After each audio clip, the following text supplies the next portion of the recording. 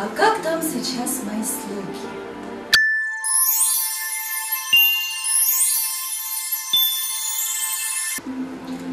Надо позвонить домой, узнать, как там дела.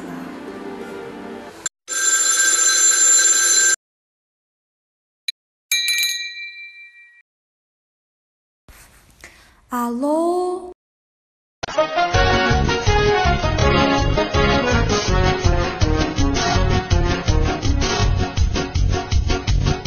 Алло, алло, чем такие вести? Давно я дома не была.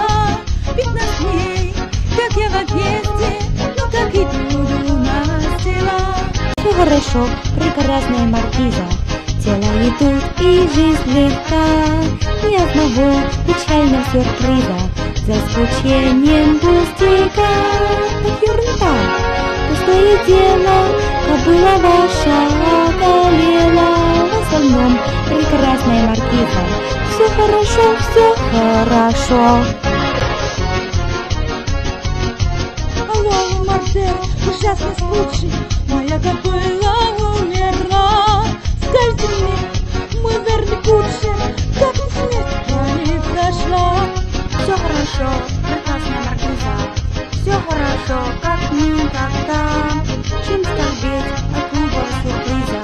Выступала ерунда. Все хорошо, пустое дело.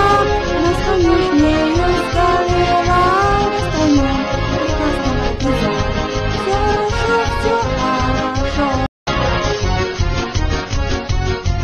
Алло, Паскаль, ну ты заразу, какой неслыханный удар. Скажите мне, всю правду разом, как-то в конюшне был пожар. Все хорошо, прекрасная маркиза, и хорошие у нас дела. Но Москва, как вы нас каприза, все собрались преподнесла. Сгорел ваш дом, не вместе, как было все по месте.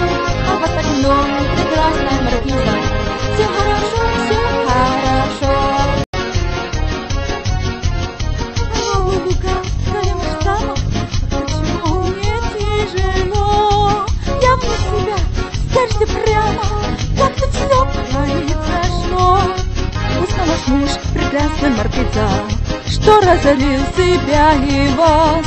Не вынес он подобного сюрприза и застрелился в тот же час. Вообще мертвому печи, опрокинул 2 свечи. Попали свечи на ковер и запела как костер.